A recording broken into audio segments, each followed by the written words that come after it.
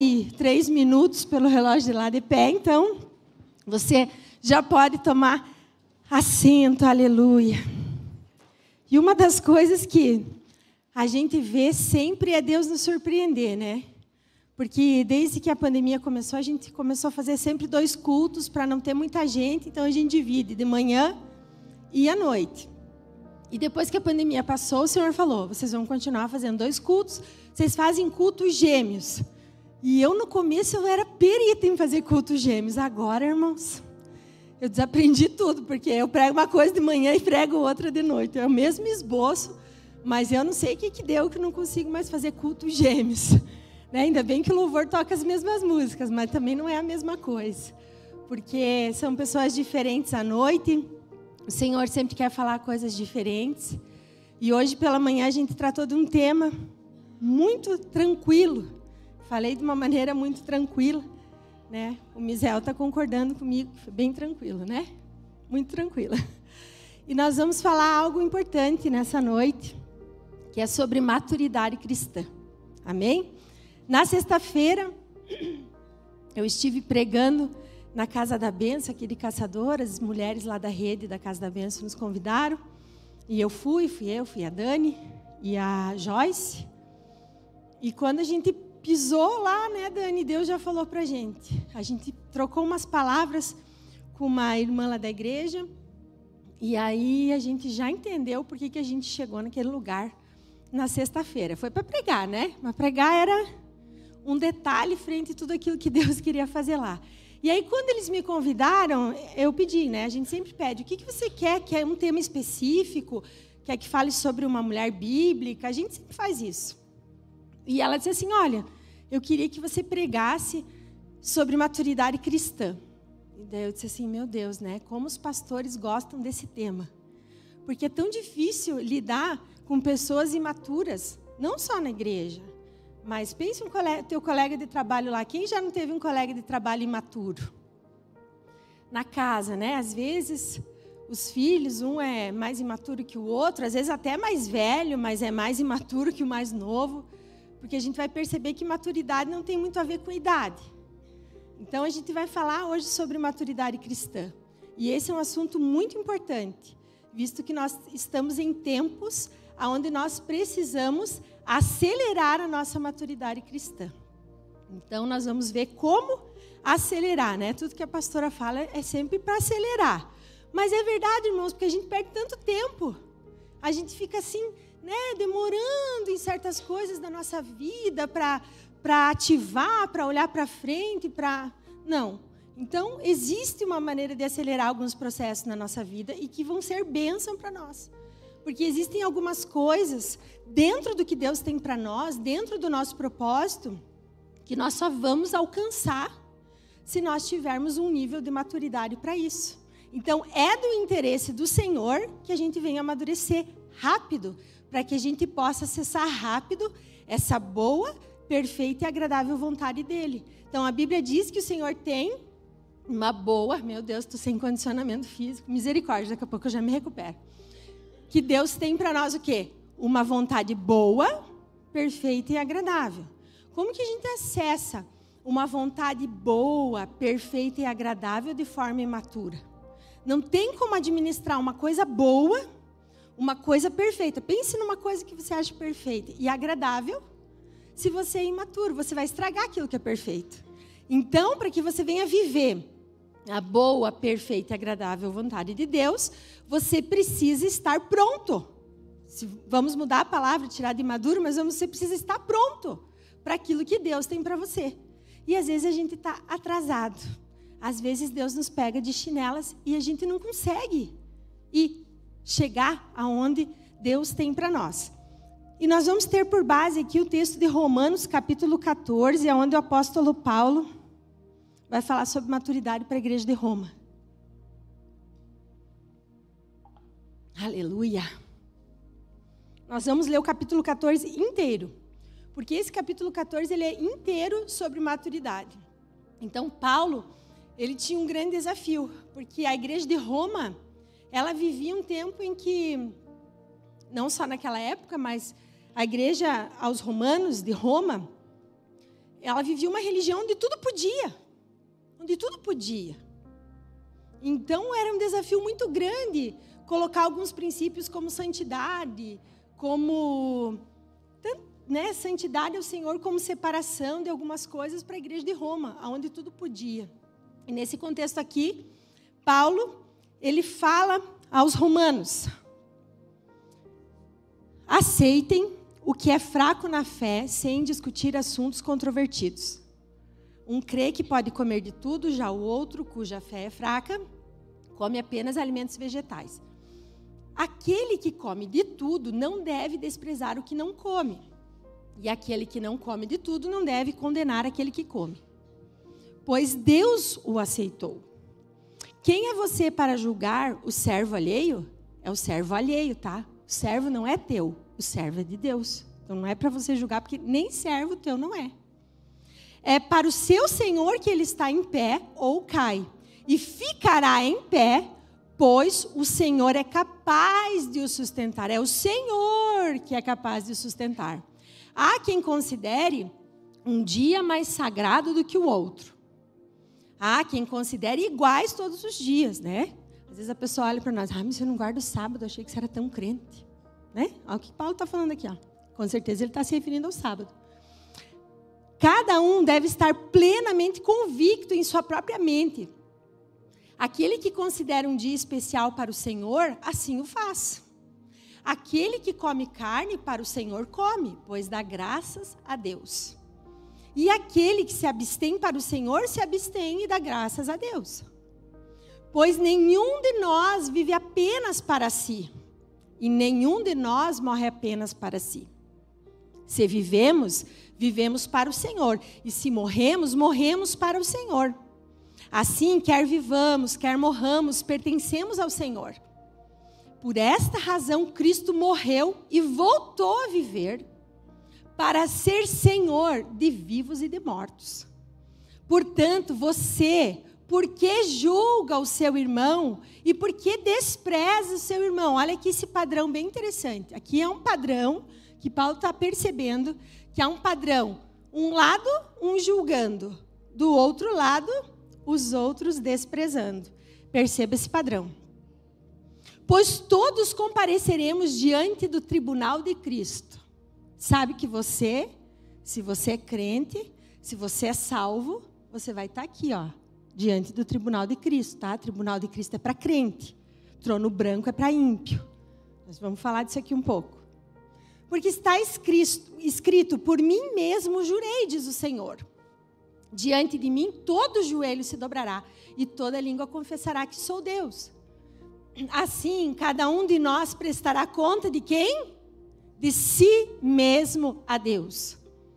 Portanto, deixemos de julgar uns aos outros. Em vez disso, irmãos, façamos o propósito de não pôr pedra de tropeço ou obstáculo no caminho do irmão. Como alguém que está no Senhor Jesus, tenho plena convicção de que nenhum alimento é por si mesmo impuro, a não ser para quem assim o considere, para ele é impuro. Se o seu irmão se entristece devido ao que você come, você já não está agindo por amor. Por causa da sua comida, não destrua o seu irmão, porque em Cristo morreu, não só pela comida. Aquilo que é bom para vocês não se torne objeto de maledicência. Pois o reino de Deus não é comida nem bebida, mas justiça, paz e alegria no Espírito Santo. Aquele que assim serve a Cristo é agradável a Deus e aprovado pelos homens. Por isso, esforcemo-nos em promover tudo quanto conduz à paz e à edificação mútua. Não destrua a obra de Deus por causa de comida. Todo alimento é puro. Mas é errado comer qualquer coisa que faça os outros tropeçarem. É melhor não comer carne, nem beber vinho, nem fazer qualquer outra coisa que leve seu irmão a cair. Assim seja, qual for o seu modo de crer a respeito destas coisas, que isso permaneça entre você e Deus. Feliz é o homem que não condena aquilo que aprova. Mas aquele que tem dúvida, é condenado se comer, porque não come com fé. Mas aquele que tem, pode voltar. Mas aquele que tem dúvida é condenado se comer, porque não come com fé. E tudo que não provém da fé é pecado. Então, o apóstolo Paulo, ele está tentando, ele está, com certeza, tendo uma dificuldade enorme com aquela igreja, onde haviam dois lados, como que num embate. De um lado, havia os que julgavam, né? Eu não faço isso, eu não assisto isso, eu não como isso, né? Estava ali, eu não como isso, julgando, não, isso está errado. Do outro lado, estava aqueles que desprezam. Eu estou aqui, curtindo a vida doidado. E aqueles lá, desprezando aqueles que estavam crendo diferente. Então, havia dois lados. E tanto o lado daquele que julga, porque acha que não faz, que é o correto, que é o santarrão, não está correto, porque cada um dará conta de si mesmo a Deus, quanto o lado daquele que despreza aquele que faz para o Senhor. Porque se ele não come ou ele não bebe, ele não tem fé para isso. E se ele fizer, ele vai estar errado, então eu não posso desprezar ele.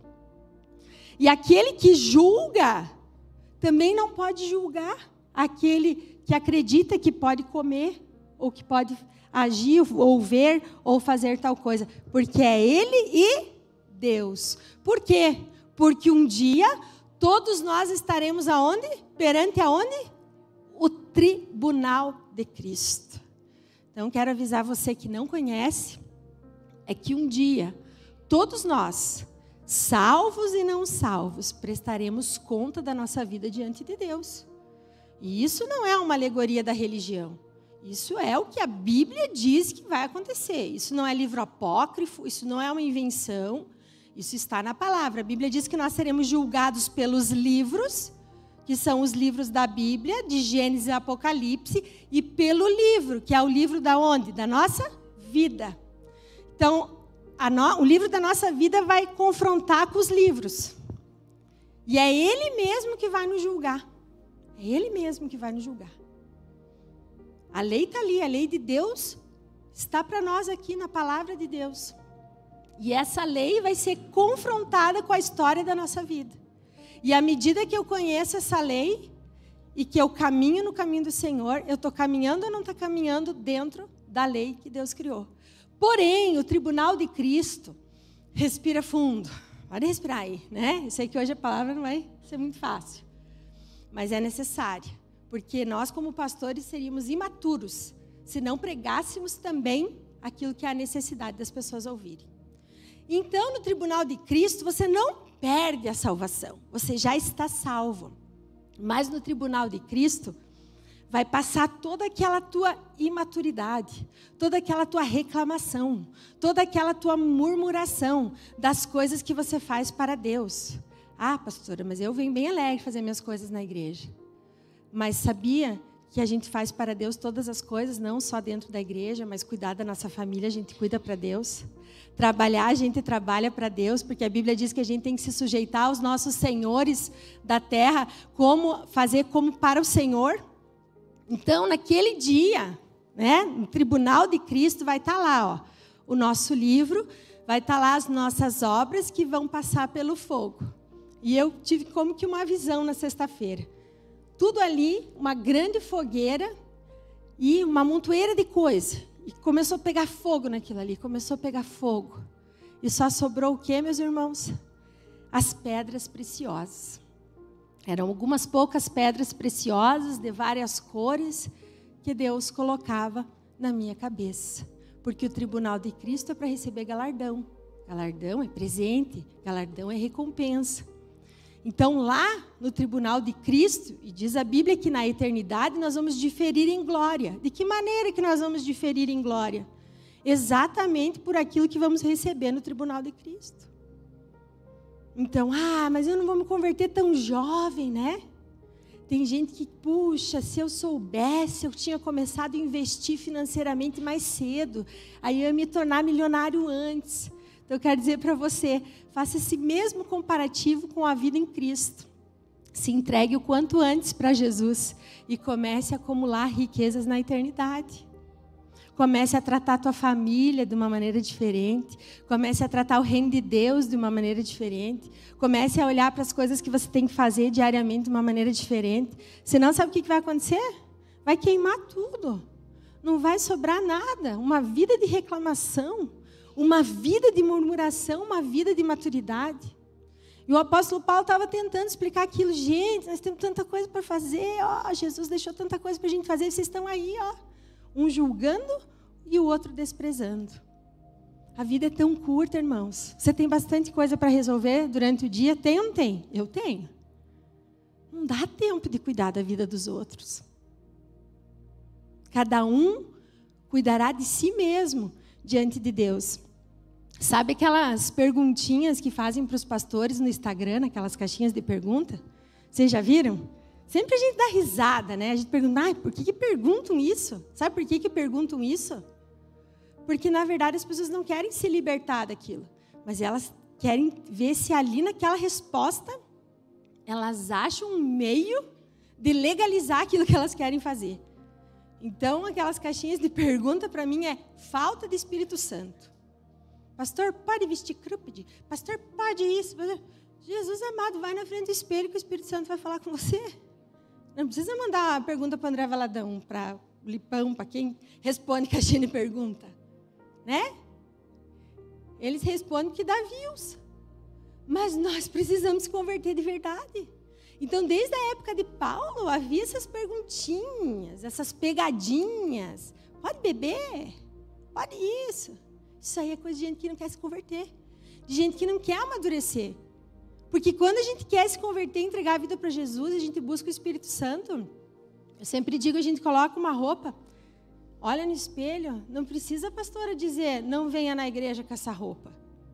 Né? Não precisa, porque a gente mesmo vê que tem certos lugares que não é lugar de ir com essa roupa.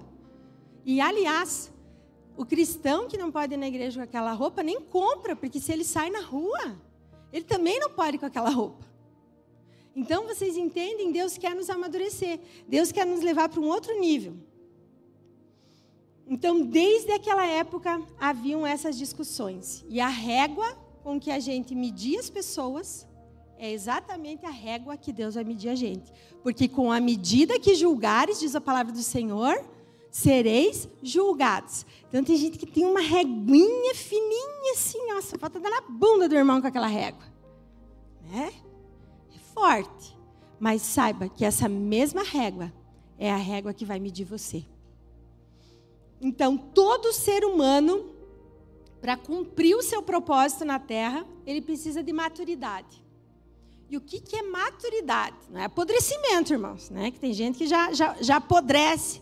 Antes de amadurecer, já apodreceu, diga misericórdia. Né? É difícil. A maturidade, irmãos, ela não vem com a idade. Porque a gente conhece gente que tem mais idade que a gente, mais tempo de conversão que a gente, e não é maduro. A maturidade, ela vem com o número de batalhas vencidas. E não só vencidas, mas apreendidas e colocadas em prática na nossa vida. Colocado como aplicabilidade. Então, o pastor falava disso esses tempos atrás, que a tribulação produz perseverança, que produz paciência, que produz esperança. Então, quando nós, que já vivemos com Cristo há um bom tempo, todos nós aqui já passamos por dificuldades e por lutas. Deus não nos deu a vitória? Sim ou não? Para mim, sim. Outras vezes Ele não me deu porque Ele queria realmente que eu passasse por aquilo.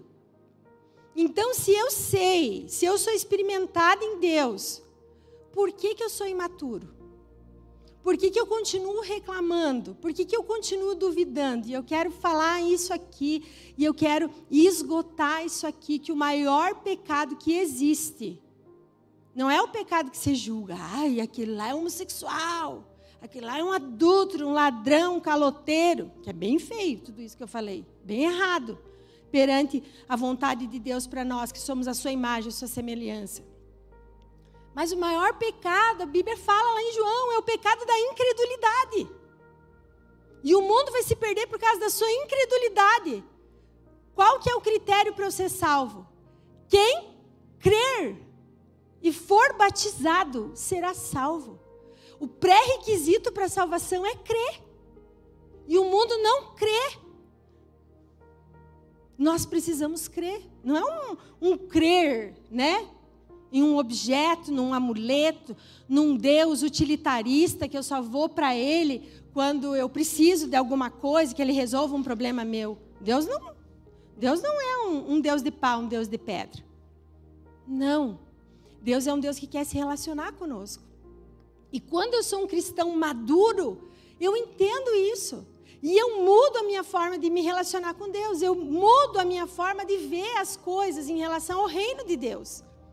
E é isso que Deus espera de nós. Vamos ler Coríntios 13, versículo 11. Olha como esse versículo fala sobre maturidade. Eu creio que o apóstolo Paulo, no seu tempo, na sua obra missionária, ele lidou com muita imaturidade. Porque Paulo falou de amor. Paulo falou muito de amor. Paulo falou tudo isso que a gente leu no capítulo 14, todas essas instruções, não julguem, não desprezem, não falem mal, não invejem. Tudo isso é concernente à imaturidade. Então, olha o que ele diz. Quando eu era um menino, eu falava como um menino. Eu pensava como um menino, raciocinava como um menino. Mas quando me tornei um homem, o que acontece? Deixei para trás as coisas de menino. Então, eu preciso amadurecer mais rápido. Não dá mais tempo para ficar em crise. Eu preciso entender, eu preciso ler o tempo em que eu estou vivendo, que não dá mais tempo para ser um crente imaturo, mas que eu preciso buscar estar pronto para o que Deus tem para mim, pronto o que Deus tem para mim e para minha família, para que eu venha acessar essa boa, perfeita e agradável vontade de Deus. Porque se você for imaturo, você vai estragar aquilo que é perfeito. Sabe por que você ainda não recebeu aquilo que Deus prometeu para você? Porque você é imaturo. Porque a vontade de Deus é boa, perfeita e agradável. E se Ele der algo que é perfeito para um imaturo, se acaba. Então, olha bem em relação ao propósito, né? Quando você está mal, eu estou mal. Eu estou mal, estou desanimado, não tenho vontade de cumprir o meu propósito. Agora, quando você está bem, eu estou bem demais, né? Estou com dinheiro no bolso para viajar, reformar, fazer acontecer, passar as minhas semanas fazendo botox, fazendo tudo que eu quero, né? Puxa, cumprir propósito? Não, vou curtir a vida. Você está vendo? Como não é externo, como é uma disposição interna. Porque se você está mal, você não cumpre o propósito. Se você está bem, você quer curtir a vida. E aí o propósito? Sabe o que se chama isso? Imaturidade. Pessoa sem propósito.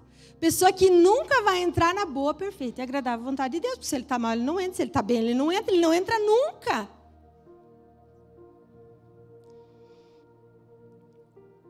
Maturidade é ser adulto o suficiente para fazer o que tem que fazer. Será que nós somos adultos suficientes para fazer o que tem que fazer? Nem mesmo cumprindo o nosso propósito, às vezes a gente sai, que legal, hoje eu vou cumprir o meu propósito, né? Que legal, vamos fazer encontro com Deus lá em Monte Castelo, né? Vamos lá, vai ser bom, nem conhecemos aquele povo, vamos orar, se desgastar, chorar, clamar, ficar sem voz, dar tudo de nós, né, Dani? Nem conhece esse povo. É fácil cumprir o propósito? É uma bênção, porque a gente ama fazer isso.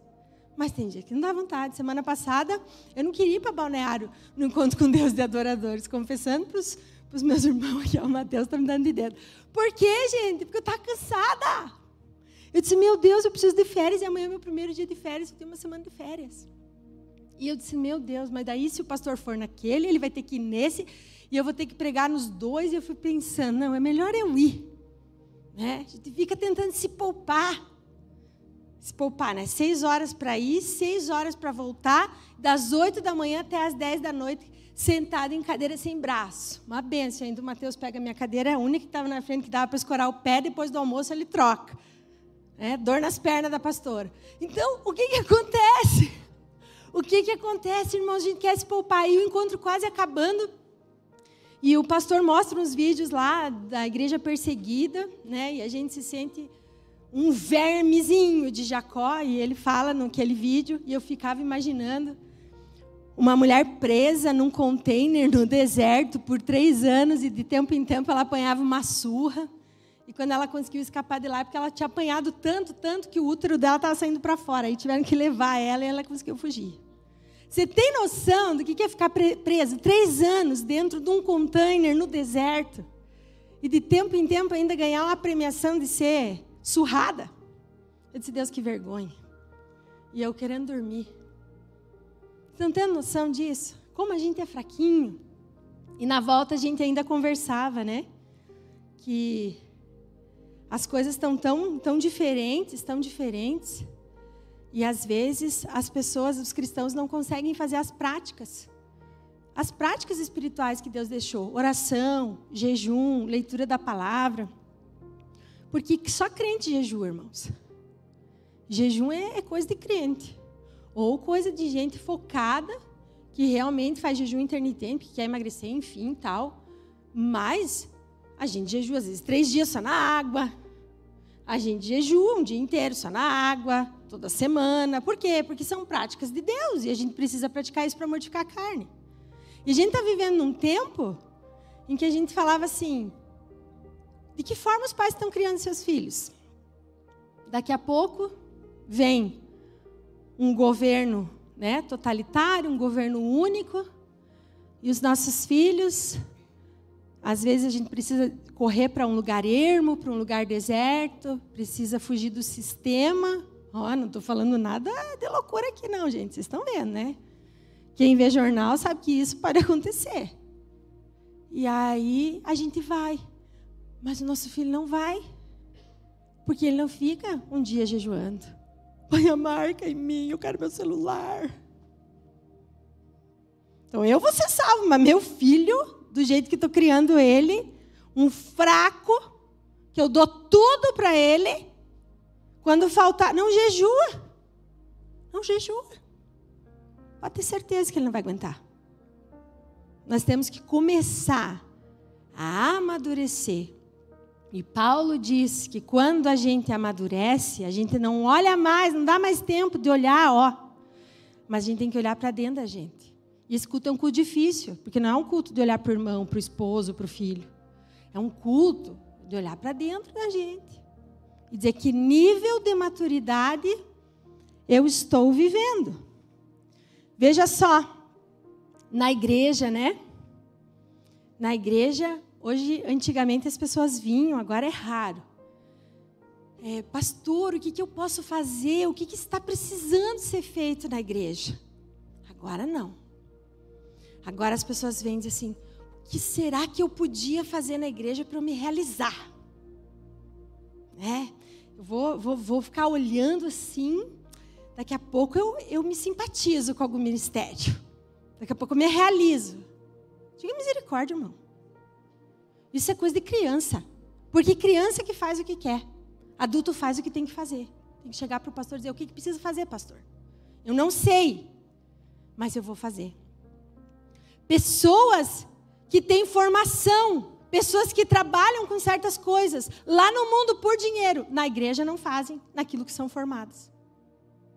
Que isso, meu Deus? É dura essa palavra, mas é verdade. Então trabalha sem propósito, trabalha por dinheiro. Porque se trabalhasse por propósito, fazia lá e fazia aqui. Isso me espanta cada dia mais. Porque as pessoas querem fazer algo para se realizar. E não algo que Deus precisa que ela faça dentro do reino de Deus. As práticas espirituais, jejum, oração, esse troço de TSD, coisa que o pastor inventou, esse TSD, esse troço de conexão. Gente, hoje de manhã eu falei, dê o nome que você quiser. Dê conexão, célula, reunião na casa, mas vá. Tempo de oração, dê o nome que você quiser. Café com o pai, chá com o pai, chimarrão com o pai. Dê o nome que você quiser, mas vá, faça, ore. Porque as pessoas têm um espírito de rebeldia. Não gostei desse guerreiros, por exemplo, né? Um exemplo, ninguém falou que não gostou. Mas sabe aquele espírito que a pessoa tem de rebelião? Eu não gostei, né? Quando surgiu o negócio de célula, que a igreja era em célula, não gostei. Gente que não conhece Bíblia, porque isso aí está desde lá de Jetro. Jetro dá essa visão extraordinária para Moisés, senão Moisés ia morrer e nunca ia cumprir o que Deus tinha para ele na terra. Então a gente tem espírito de rebelião. Tudo que é nomenclatura a gente tem. Primeiro eu vou questionar, depois eu vou aceitar, porque eu sou bereano. Diga misericórdia, seja crente, irmão, não seja bereano coisa nenhuma. Seja crente, dê o nome que você quiser, mas faça. Sabe, a gente fica achando um monte de desculpa para fazer. Temos muitas coisas demais para nos preocupar. Temos que nos preocupar com a nossa vida, com a nossa família. Outra coisa, não gosto de cozinhar. Estou falando para mim, que eu já gostei bem mais. Não gosto de cozinhar. Mas tem que cozinhar. Porque tem dia que a família clama por uma comida feita em casa. Né? Filho tem que corrigir. Na verdade, filho a gente tem que ter quando é maduro, né? Mas filho é para corrigir. Corrigir. A Bíblia diz que quem ama, corrige os filhos. Não destrói os filhos, critica os filhos, mas corrige. Porque quem ama, corrige. E a gente vê um monte de filho, infelizmente, sem essa correção, sem limite, porque os pais não corrigem. Imaturidade é não olhar para dentro de si. Eu preciso olhar para dentro de mim e mudar o que precisa ser mudado. Quantos de nós falam com a sua própria alma? Você tem falado com a tua alma? Você tem olhado para você e te dito assim, por que você é um invejoso? Você fala com você? Ou você fala dos outros? Por que você é um caloteiro, não gosta de pagar as contas? Sempre dá um nó. Por que você é um mau pagador de conta? Eu achava que não existia mais isso, mas ultimamente tenho percebido que existe. Por que você se engana a respeito de você mesmo? Anotei algumas coisas aqui. Por que você vende uma imagem falsa e quer que os outros comprem essa imagem? Por que você é tão crente na igreja e em casa você é o oposto? Deus quer maturidade espiritual.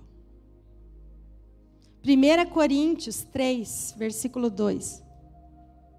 Tenho 12 minutos e 40 segundos, irmãos. Fiquem tranquilos. Dei a vocês leite e não alimento sólido, pois vocês não estavam em condições de recebê-lo. De fato, vocês ainda não estão em condições, porque ainda são carnais, porque visto que há inveja e divisão entre vocês, não estão sendo carnais e agindo como mundanos. Paulo está pegando pesado aqui. Pois quando alguém diz, eu sou de Paulo, sou de Cefas, né? Quando alguém diz assim, eu soube que teve gente que falou semana passada, não vamos no culto no domingo passado, porque o ministério de louvor não está na igreja. Diga misericórdia. O ministério não está na igreja, mas o ministério de louvor é o ministério de toda a igreja. Jesus, você vem para o culto e Jesus quer ouvir a tua voz, não a voz dos músicos aqui. Então a gente diz eu sou de Paulo. Eu só gosto quando a pastora Rovena prega. O pastor Alex não gosta. Né? Não, eu gosto só da pastora Lu, porque a pastora Rovena é porva, meu Deus do céu. Né? Então aqui que Paulo está falando, eu sou de Paulo, sou de Cefas, eu sou disso, é aquela divisão. Divisão é coisa de gente carnal. Diga assim, divisão é coisa de gente carnal. De gente imatura. O que julga e o que despreza. Gente, meu Deus, é um desafio grande. E a gente sabe que a gente só chega na nossa estatura perfeita. Já imaginou se a gente ficasse a vida inteira tomando leite materno? A gente tem que ir para o alimento sólido. Mas Paulo está dizendo aqui, nem agora não podeis.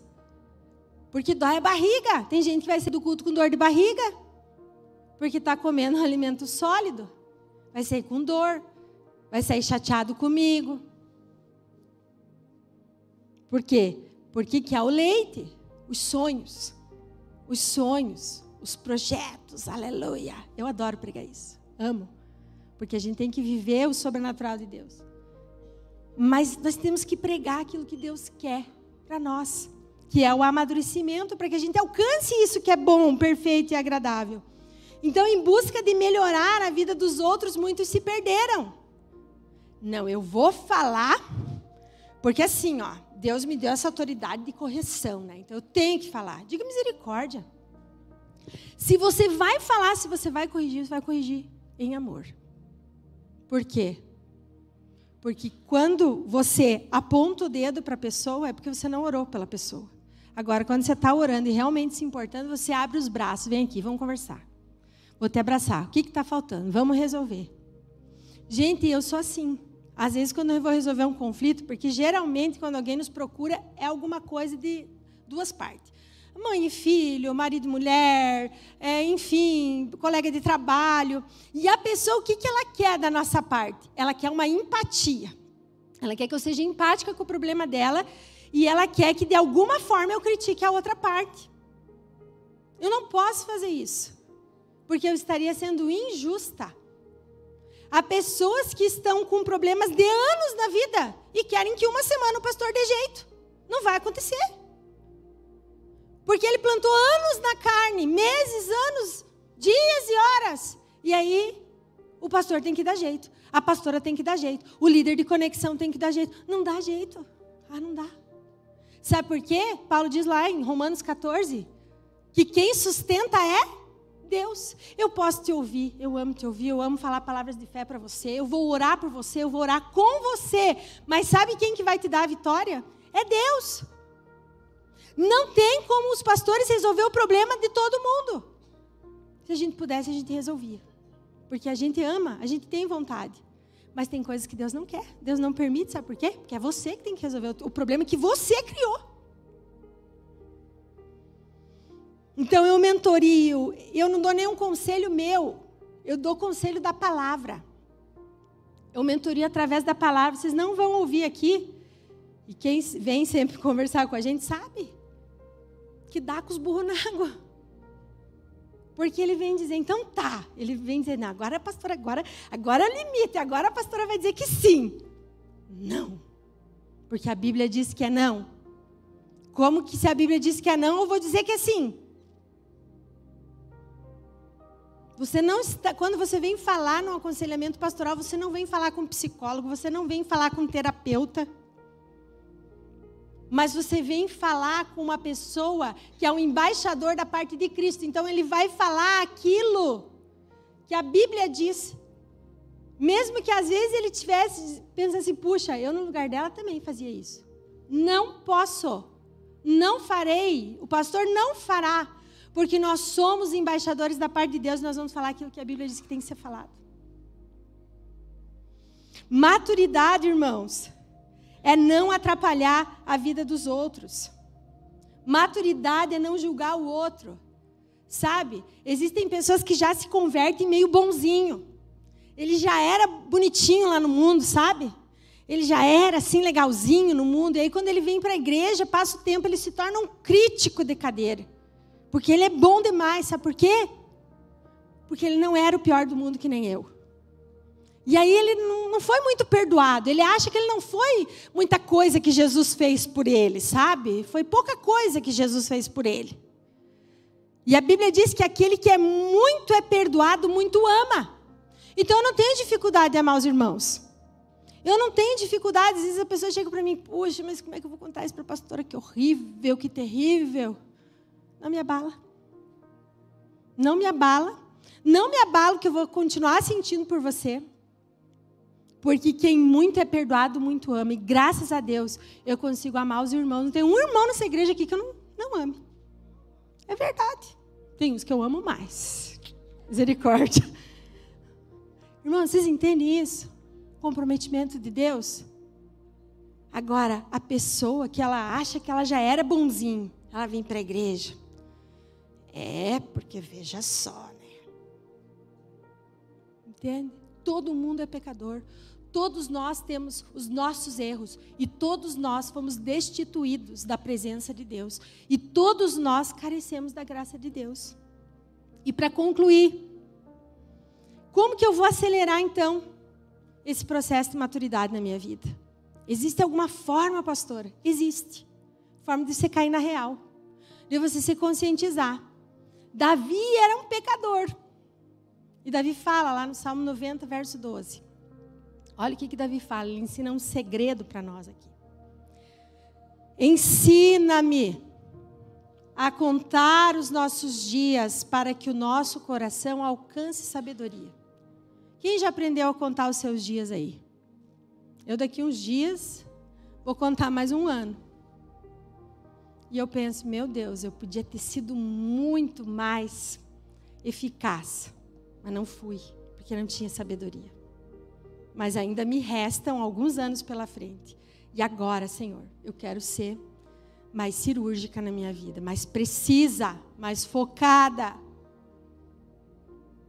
mais madura, mais pronta para o que o Senhor tem para mim. Então, quando a gente passa por um período que é esse que a gente passou, por um período de pandemia, aonde a gente viu pessoas morrendo e ainda estamos vendo algumas pessoas meio fora de idade morrerem, meio fora de, meu Deus, como é que aquela pessoa morreu? Nós estamos vivendo num mundo estranho, se é que vocês podem me entender.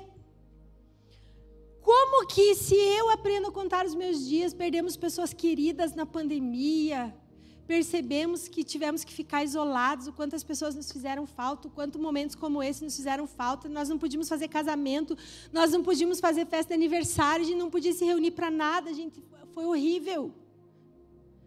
Muitas pessoas tiraram a sua vida na pandemia. Uma amiga da Espanha que congregou aqui na igreja, ela diz que as casas psiquiátricas na Espanha estavam lotadas. Fora as pessoas que estavam tirando as suas vidas na Europa, a rodo. Então nós sofremos coisas muito difíceis. Como que nós podemos ainda ser imaturos? Como que nós ainda podemos achar que somos melhores ou piores que outras pessoas? Nós temos que entender qual que é o nosso propósito. Como que nós podemos ainda invejar as pessoas, murmurar contra as pessoas, julgar as pessoas, ser pedra de tropeço na vida das pessoas? O que mais vai precisar para que a gente venha a amadurecer?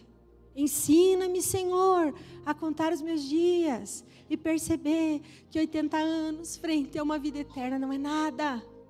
Eu não sei se eu vou estar viva amanhã. Por que eu vou agir dessa maneira? Por que eu vou viver dessa maneira sem sabedoria? Quais são os benefícios da maturidade? A pessoa madura, ela tem menos problema. Ela tem menos perturbação, porque ela não é metida, ela não se mete no que não é a guerra dela para ela lutar, então ela não se perturba tanto. Ela dorme melhor. Pessoa que é mais madura, quando o casal amadurece, ele enfrenta menos problemas no casamento. As brigas são mais distantes, mais brandas, porque eles, preferem então passar por cima de muitas coisas, porque eles são maduros, então melhora o casamento, melhora muitas coisas, melhora a vida profissional, porque a pessoa percebe que o colega de trabalho é imaturo e que se ele for lutar com o imaturo, ele vai ser mais imaturo que o imaturo. Entende? Então, você dorme melhor. Todo mundo quer te escutar quando você é maduro. Todo mundo quer te escutar. O pessoal faz fila para você dar um conselho para ele. Todo mundo quer fazer negócio com você, porque sabe que você é um bom pagador, que se você diz que vai fazer assim, vai ser assim. Não, eu vou. Credibilidade, maturidade transpassa credibilidade para a pessoa. O maduro sempre se dá bem. O maduro sempre é escolhido primeiro, Então, isso é muito interessante. Aleluia. Eu quero que você se põe em pé nesse momento.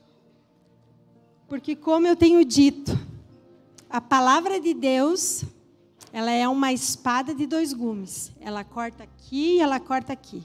Ela é apta para discernir os pensamentos e as intenções do coração. Mas só a palavra por si só, ela vai nos convencer. Ela vai realmente abrir a nossa mente, o nosso coração. Mas existe algo que precisa nos ativar sobre aquela palavra que a gente ouviu. E quem nos ativa é o Espírito Santo de Deus. Você acredita nisso? Porque quantas vezes você saiu do culto, você ouviu a palavra, você até entendeu, aquilo fez muito sentido para você, e você disse, não, agora sim, agora vai, agora eu entendi, chega de maturidade, mas na segunda-feira você não conseguiu vencer. Sabe o que é isso? Você não foi ativado espiritualmente pelo Espírito Santo. Sabe como eu sou ativado? Eu não sou ativado quando alguém, se eu venho para frente, alguém põe a mão na minha cabeça e ora por mim. Isso também é uma ativação, isso é um decreto, é uma declaração, é uma oração que fazem por mim. Então, aquilo é ativado nas regiões celestiais. Mas a maior ativação é quando você, com a sua boca e com os seus lábios, decreta espiritualmente a tua mudança e a tua transformação sobre aquilo que você ouviu.